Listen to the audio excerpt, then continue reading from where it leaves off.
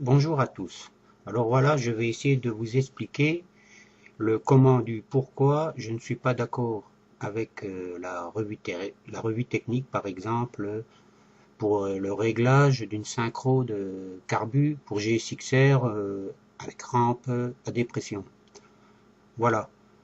Alors, bon, sur la première photo, on s'aperçoit que bon, les traits rouges en bas représentent la colonne à mercure qu'on a branchée sur chaque carbu. Dans la première photo qu'on voit, bon, la synchro est déréglée. Les traits rouges sont mal alignés. Alors, sur la revue technique, ils disent qu'il faut prendre comme référence le carbu numéro 3.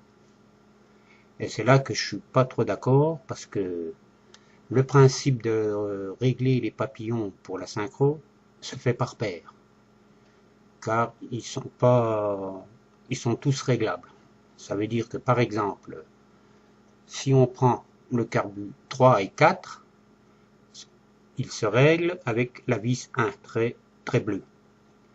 Alors, si on tourne ou on visse ou on dévisse la vis 1, le papillon numéro 3 bouge, monte ou descend, s'ouvre ou se ferme, alors que le papillon numéro 4 fait l'inverse.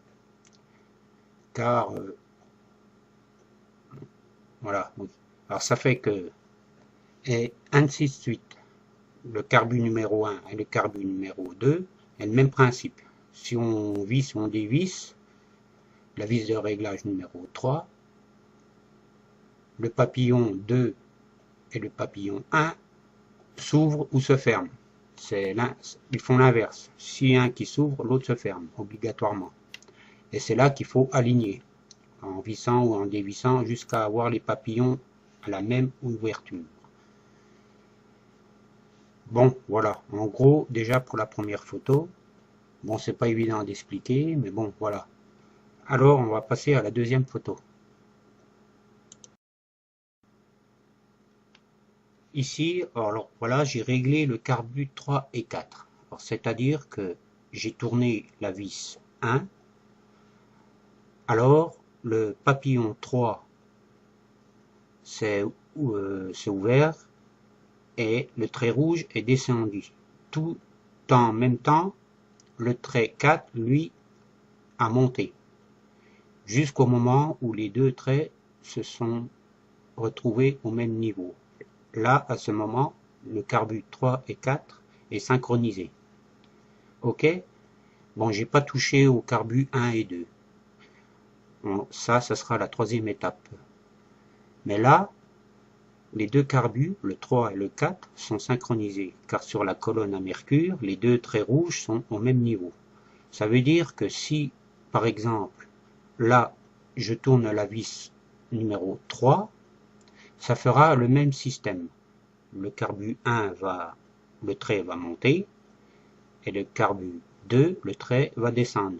Pour arriver après, au moment où ils sont les deux au même niveau, là, on arrête de visser ou dévisser.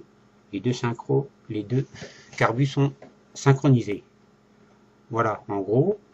Alors là, après, quand c'est comme ça, bon, on passe à la troisième étape pour régler le carbu 1 et 2.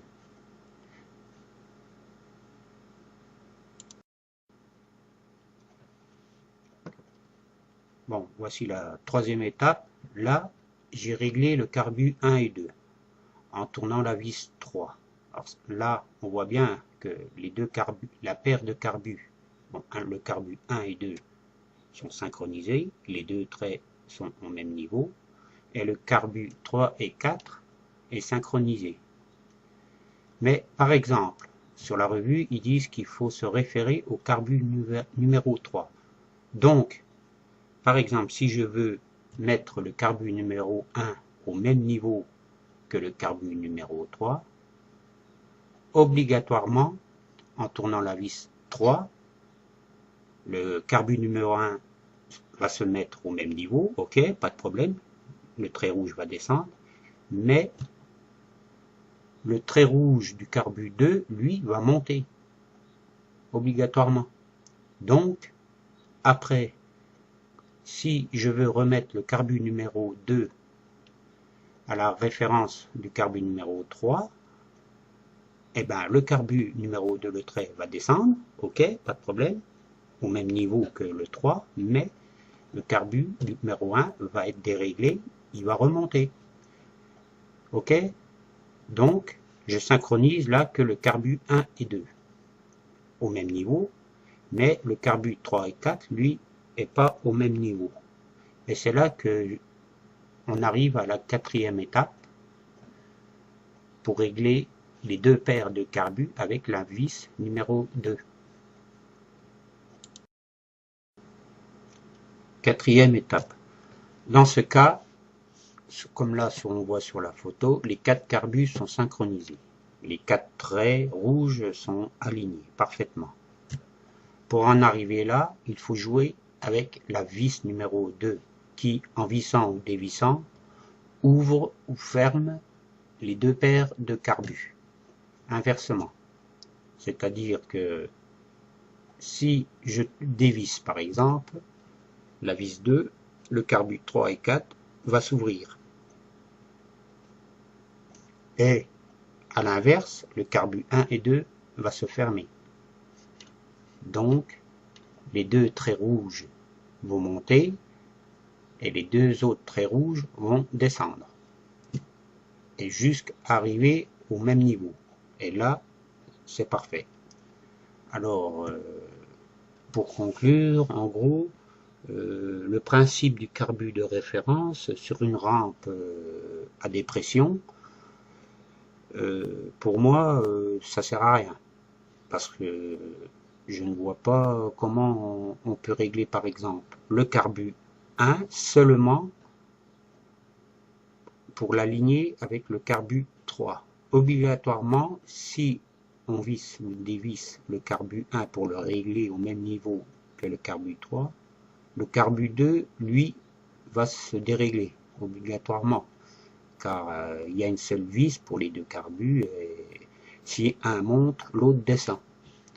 Et pareil pour le 3 et le 4. Si on touche la vis numéro 1, le carbu 3 par exemple va descendre et le carbu 4 va monter. Donc l'histoire du carbu de référence numéro 3, j'en vois pas trop l'utilité. Et par contre, si on prend une rampe, comme moi j'ai une rampe mécanique, c'est-à-dire dépourvue de papillons, on agit directement sur l'ouverture du boisseau. Là, oui, il y a un carbu de référence, car une vis de réglage sur chaque boisseau, sauf le carbu numéro 3. Donc, là, oui, il y a une vis de référence, parce que la vis joue sur le boisseau directement.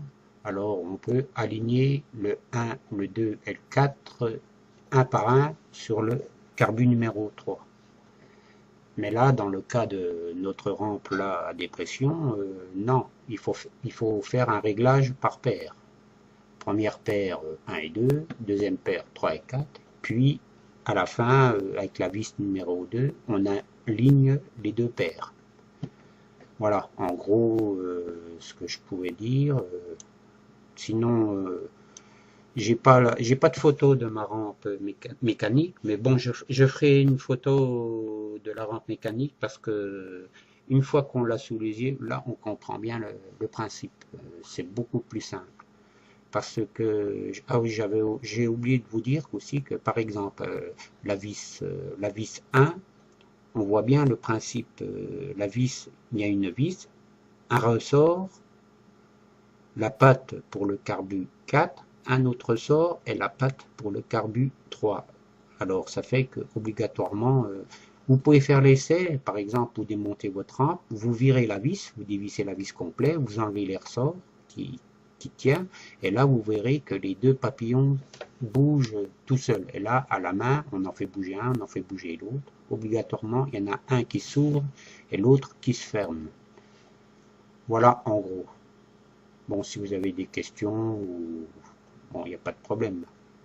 Allez, ciao.